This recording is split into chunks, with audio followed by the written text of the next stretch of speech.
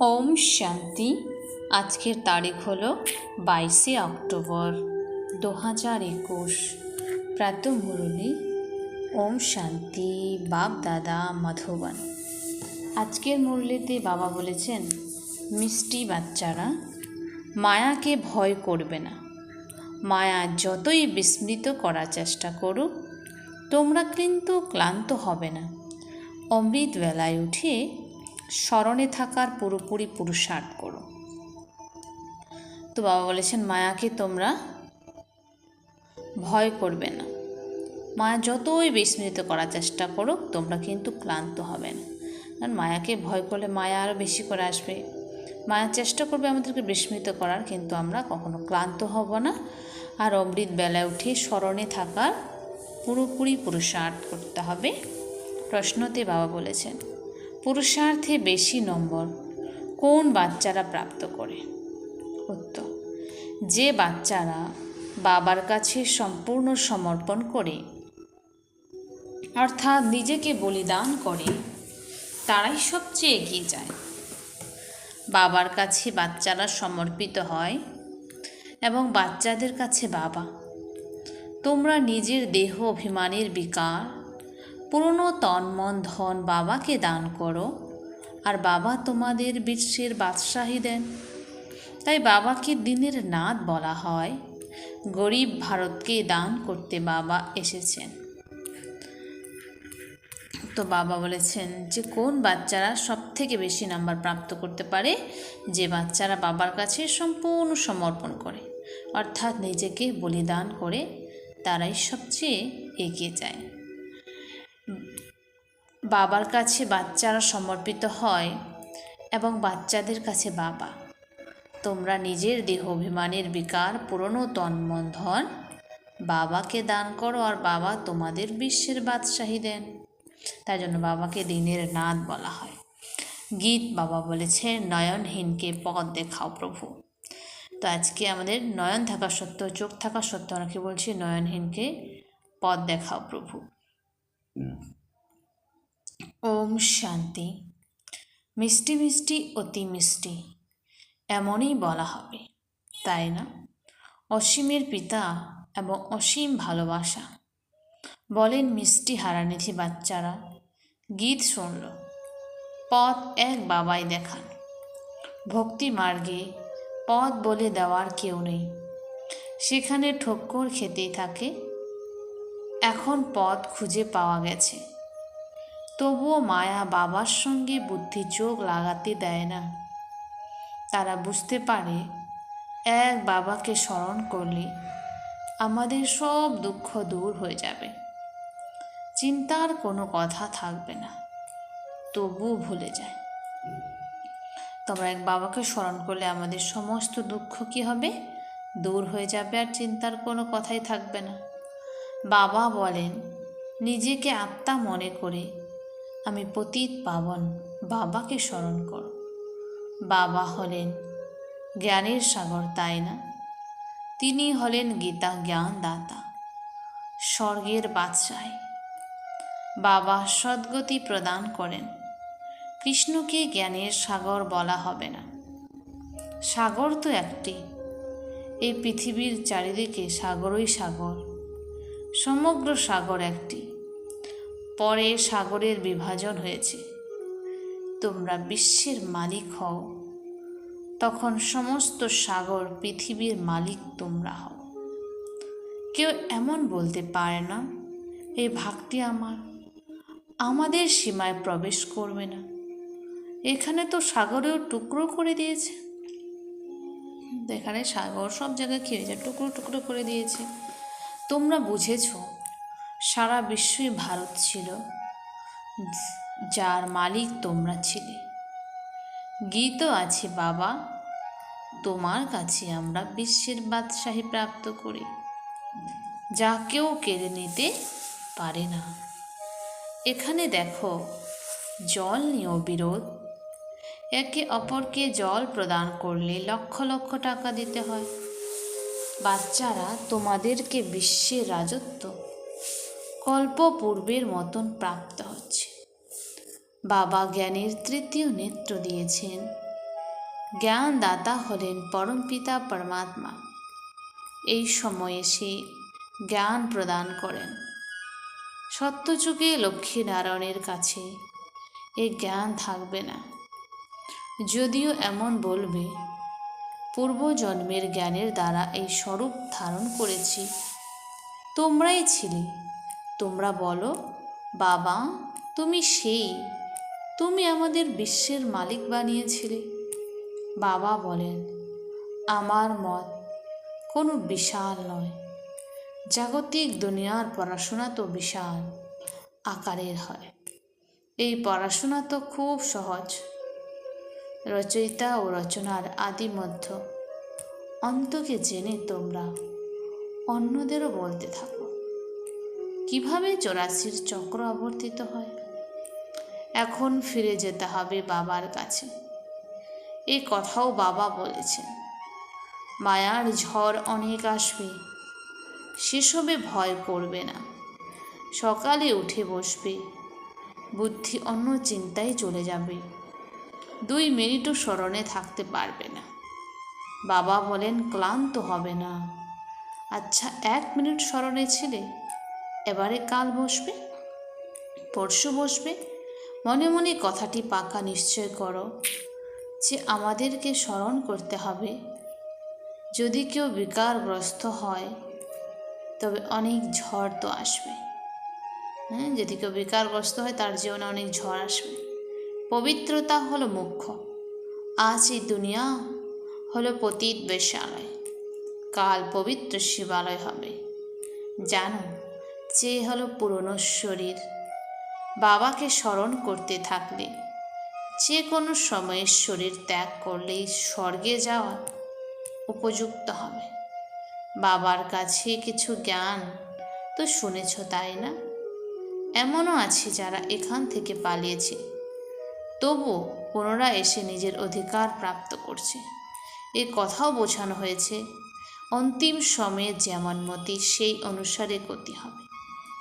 যদি কেউ শরীর ত্যাগ করে জ্ঞানের সংস্কার নিয়ে যায় তখন শৈশব থেকে সেই দিকে টানবে।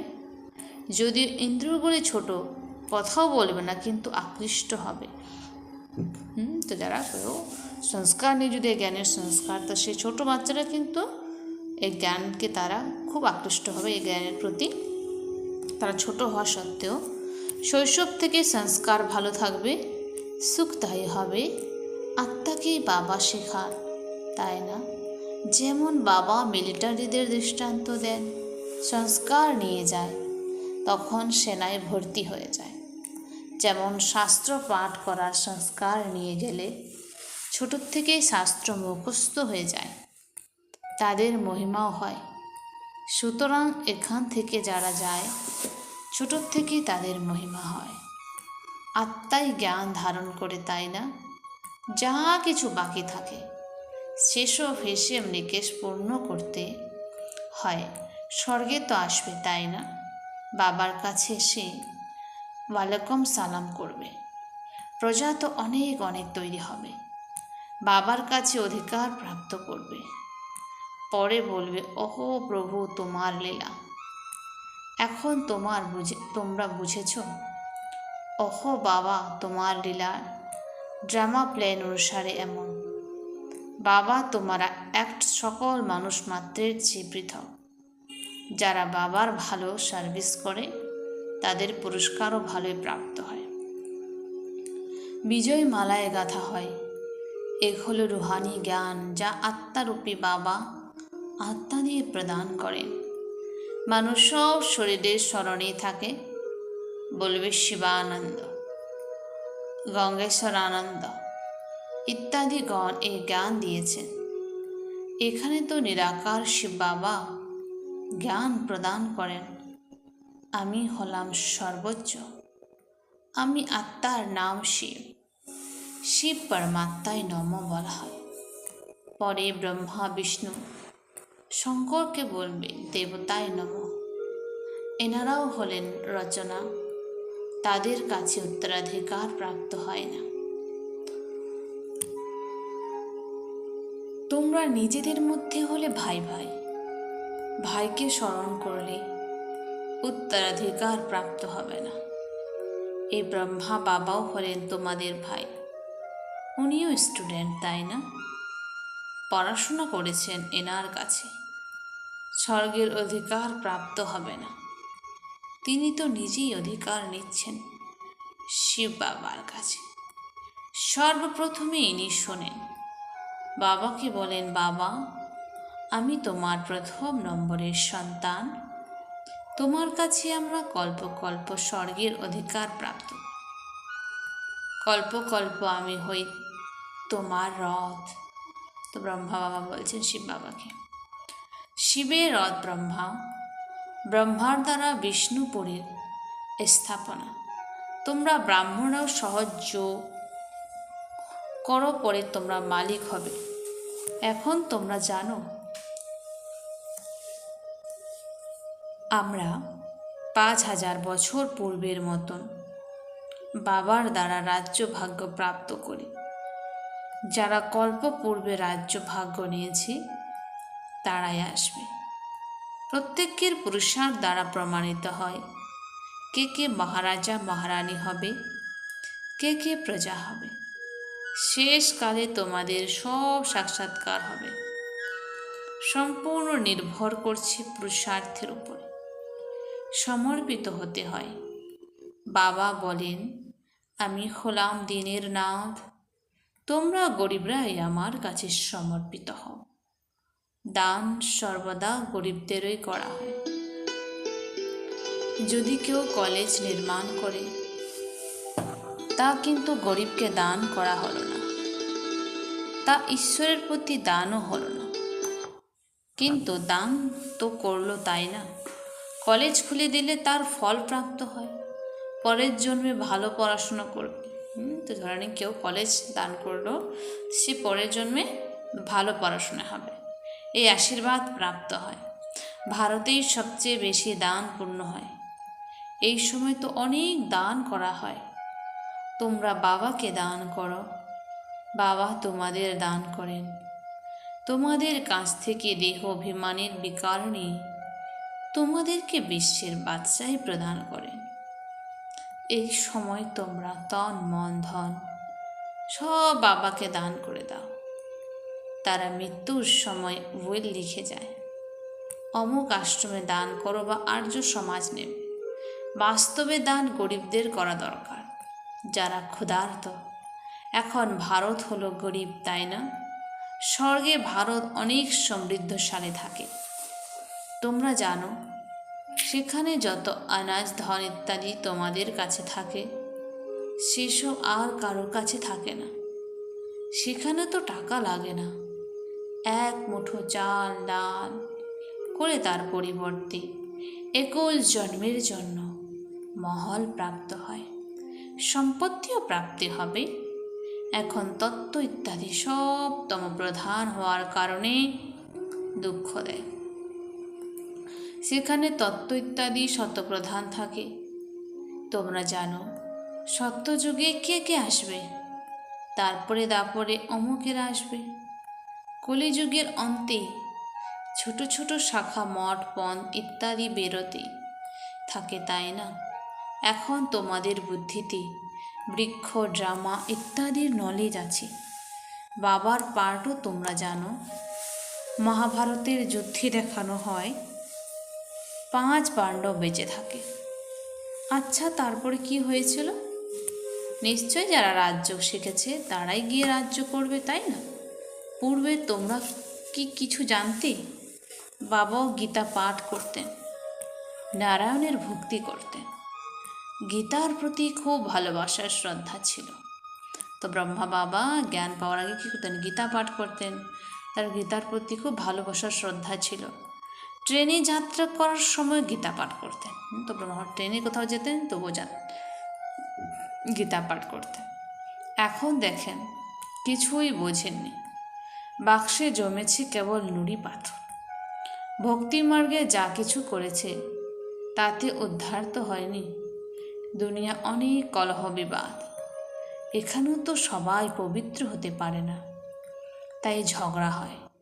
বাবার স্মরণে এলে অসুখ বিসুখ আরও উথলে বেরোবে। তো যখন বাবার কাছে আসে তখন আমাদের আরও অসুখ বিসুখ বেড়ে যেতে বলছে। হিসাব কিতাব সন্তান ইত্যাদি স্মরণে আসবে, এতে নষ্ট না হতে হয়। বুঝতে হবে আমরা মৃত, বাবার আপন হয়েছি, অর্থাৎ দুনিয়ার জন্য মৃত স্বরূপ। তারপরে দেহের অনুভূতিও থাকে না। বাবা বলেন দেহ সহ যে সম্বন্ধগুলি আছে সেসব ভুলে যেতে হবে। এই দুনিয়ায় যা দেখেছ সেসব যেন কিছুই নয়। এই পুরনো শরীর ত্যাগ করতে হবে, আমাদের ঘরে ফিরতে হবে। ঘরে ফিরে গিয়ে পুনরায় এসে নতুন দেহ ধারণ করব। এখন শ্যাম বর্ণ পরে সুন্দর হব। ভারত এখন শ্যাম, পুনরায় সুন্দর হবে। এখন ভারত হলো কাটার জঙ্গল, সবাই একে অপরকে কাটাবিদ্ধ করে, কোনো কথায় মাথা খারাপ হলে গালাগালি করে, লড়াই করে। বাচ্চারা, তোমাদেরকে ঘরেও খুব মিষ্টি থাকতে হবে, নাহলে মানুষ তো বলবে এরা 5 বিঘা দান করেছে, তাও ক্রোধ কেন করে। তো বলছে ঘরেও আমাদের মিষ্টি থাকতে হবে, সবার সাথে ভালো ব্যবহার করতে হবে। বোধহয় ক্রোধের দান করেনি, তো রাগ করলে বলবে না তো এরা তো বিকারকে দান করেছে, তবুও রাগ করে। তাই বাবা বলছে যে বোধহয় এরা ক্রোধের দান করেনি। বাবা বলেন বাচ্চারা, ঝুলিতে 5 বিকারের দান করো, তাহলে তোমাদের গ্রহণ দূর হবে। চন্দ্রমাতে গ্রহণ লাগে, তাই না? তোমরা এখন সম্পূর্ণ হও। তাই বাবা বলেন এই বিকারগুলি দান করে দাও, তোমরা স্বর্গের বাদশাহী প্রাপ্ত করো। আত্মা বাবার কাছে উত্তরাধিকার প্রাপ্ত করে। আত্মা বলে এই পুরনো দুনিয়ায় কম সময় আছে, কর্মের বোঝা নামাতে হবে, চিন্তা ইত্যাদি সব অর্পণ করে দেওয়া উচিত। বাবা জানেন অনেক রকমের চিন্তা আসবে, ব্যবসা ইত্যাদি চিন্তা আসবে। ভক্তি মার্গে ভক্তি করার সময় গ্রাহক, ব্যবসা ইত্যাদি স্মরণে এলে নিজেকে চিমটি কাটে। এখন নারায়ণের স্মরণে বসে আছি, তাহলে এসব কথা স্মরণে আসছে কেন? ঠিক সেরকম এখানেও হয়। যখনই রোহানি সার্ভিসে ভালোভাবে নিয়োজিত হয়ে যাবে তখন বোঝানো হয় আচ্ছা ব্যবসা ইত্যাদি ত্যাগ করো, বাবার সার্ভিসে ব্যস্ত থাকো। বলা হয় ত্যাগ করলেই মুক্তি। দেহ অভিমানের ত্যাগ করো, শুধুমাত্র বাবাকে স্মরণ করো, তাহলেই বানর থেকে মন্দিরের উপযুক্ত হয়ে যাবে। ভ্রমরী, কচ্ছপ ইত্যাদির উদাহরণগুলি বাবা দেন, যা ভক্তি মার্গে তারা দৃষ্টান্ত দেয়। এখন তোমরা জানো কারা হলো কীট, তোমরা হলে ব্রাহ্মণী, তোমরা ভূ ভূ করো। এই দৃষ্টান্তটি এখানকার। তারা বলতে পারে না উৎসব ইত্যাদি সবই এই সময়ে। সত্যযুগ ত্রেতায় কোনো উৎসব নেই, এই সব হলো ভক্তি মার্গের। দেখো কৃষ্ণ জয়ন্তী ছিল, মাটির কৃষ্ণ বানিয়ে পূজা করে পরে নদীতে ভাসান দেয়। এখন তোমরা বুঝেছ যে এরা কী করে? এ হলো অন্ধ শ্রদ্ধা। তোমরা কাউকে বোঝাবে, তারা বুঝবে না। কারো অসুখ হলে বলবে দেখো তোমরা কৃষ্ণের পূজা করো বন্ধ করেছ, তাই এই অসুখ হয়েছে। তো এখন যখন ধরে নাও কি বাবার জ্ঞান আসলো, হয়তো পুজো করলো না, তখন বলবে দেখো তোমরা কৃষ্ণের পূজা করা বন্ধ করছো তাই অসুখ হয়েছে। এমন অনেকে আশ্চর্যজনকভাবে শুনে অন্যকে শোনায়, তারপর ভাগন্ত হয়ে যায়। যেরকম অনেক বাবার বাচ্চা সে শোনে, আবার অন্যকে শোনে, আবার বাবার কাছ থেকে দৌড়ে চলে যায়। তাই ব্রাহ্মণদের মালা তৈরি হয় না। উঁচুর থেকে উঁচুতে হলো এই ব্রাহ্মণ কুলভূষণ, কিন্তু তাদের মালা তৈরি হতে পারে না। তোমাদের বুদ্ধিতে আছে এই হলো শিব বাবার মালা। পরে আমরা গিয়ে সত্যযুগে ক্রমানুসারে বিষ্ণুর মালার মুক্ত হব। তোমাদের একটি শব্দ এমন যে কেউ বুঝতে পারে না। বাবা পড়াতে থাকেন, বৃদ্ধি হতেই থাকে। প্রদর্শনীতে অনেকে আসে, তারা বলে আমরা এসে বুঝব, তারপরে ঘরে ফিরলে শেষ হয়ে যায়। তো প্রদর্শনীতে অনেকে বলে আসবো আসবো, খুব সুন্দর এই জ্ঞানটা, যখনই ঘরে যায় তখনই ভুলে যায়। সেখানকার সব সেখানেই থেকে যায়। তারা বলে ভগবানের সঙ্গে মিলিত হওয়ার খুব ভালো পথ বলে দেয়, কিন্তু আমরা সেই পথে চলে স্বর্গের অধিকার প্রাপ্ত করি সে কথা বুদ্ধিতে আসে না। খুব ভালো সেবা করছে ব্রহ্মকুমারীরা, শুধুমাত্র এইটুকুই। তারা বলে শুধু ব্রহ্মকুমারী খুব ভালো সেবা করছে এইটুকুই বলে, আরে তোমরাও তো বুঝে নাও, জাগতিক সেবা করতে থাকো, এখনই রুহানি অর্থাৎ আত্মিক সেবা করো।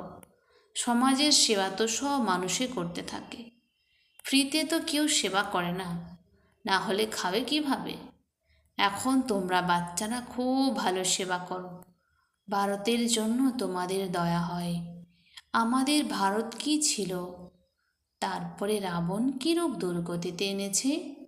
এখন আমরা বাবার শ্রীমত অনুসারে চলে স্বর্গের অধিকার অবশ্যই নেব। এখন তোমরা জানো আমরা হলাম সঙ্গম যুগী, বাকি সবাই হলো কলিযুগী।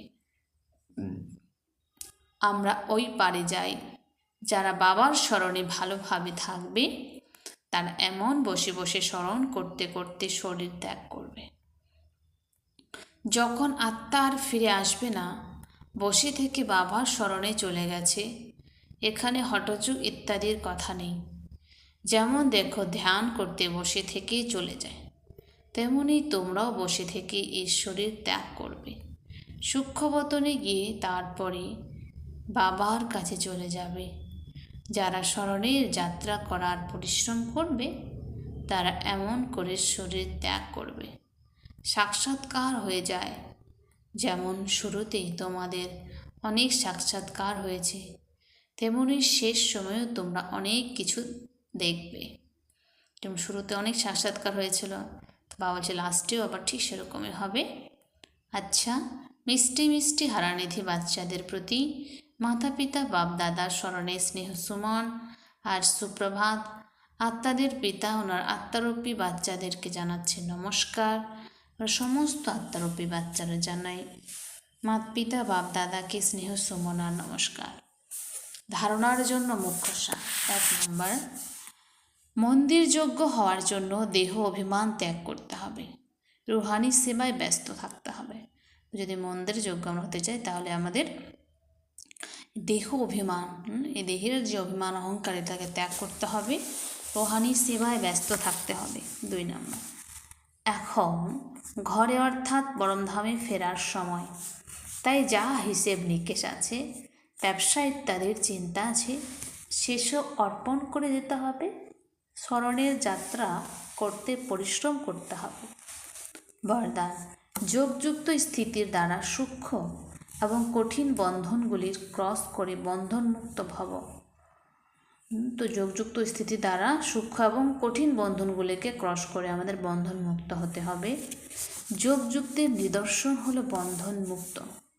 যোগযুক্ত হতে সবচেয়ে বড় অন্তিম বন্ধন হলো নিজেকে বুদ্ধিমান ভেবে নিয়ে শ্রীমতকে নিজের বুদ্ধির কেরামতি ভেবে নেওয়া। তো বাউলি সব থেকে বড় বন্ধন কি? নিজেকে বুদ্ধিমান ভাবে নিয়ে আর শ্রীমতকে নিজের বুদ্ধির কেরামতি ভেবে নেওয়া, অর্থাৎ শ্রীমতে নিজের বুদ্ধি মিক্স করা, যাকে বুদ্ধির অভিমান বলা হয়। তো এবার যখন কেউ কোনো রকম দুর্বলতার ইঙ্গিত করে দেয় বা খারাপ কর্ম করে, যদি সেই সময় একটু ব্যর্থ সংকল্প চলে, তবে সেও হলো বন্ধন। তো যখন কোনো রকম দুর্বলতার ইঙ্গিত দেয় যে আপনার এটা কমজোরি বা খারাপ কর্ম করে, তো সেই সময় যে আমাদের কোনো ব্যর্থ সংকল্প চলে যে আমাকে এরকম কেন বলো, সেটা হচ্ছে বাবা হচ্ছে বন্ধন। যখন এই বন্ধনগুলি ক্রস করে হার জিত নিন্দা স্থিতিতে সমান স্থিতি দাঁড়াবে, তখন বলা হবে সম্পূর্ণ বন্ধনমুক্ত। তো আমাদের যে কোনো পরিস্থিতিতে যে বলুক, সেই সমস্ত হার জিত নিন্দা স্তুতি জয় পরাজয়, তো এইসব স্থিতিতে যখন আমরা সমান থাকবো, তবে আমরা সম্পূর্ণরূপে বন্ধনমুক্ত হতে পারবো। স্লোগান: প্রথমে চিন্তা ভাবনা করে তারপরে কর্ম করা, এই হলো তুমি জ্ঞানী আত্মার গুণ। তো প্রথমে চিন্তা ভাবনা করতে হবে, তারপরে কর্ম করতে হবে। তো এটাই হলো জ্ঞানী আত্মার গুণ। তো জ্ঞানী আত্মার গুণই হলো সে প্রথমে ভাববে, চিন্তা ভাবনা করবে, তারপরে যে কোনো কর্ম করবে। ওম শান্তি। ধন্যবাদ বাবা আজকের এই মিষ্টি মুরলির জন্য।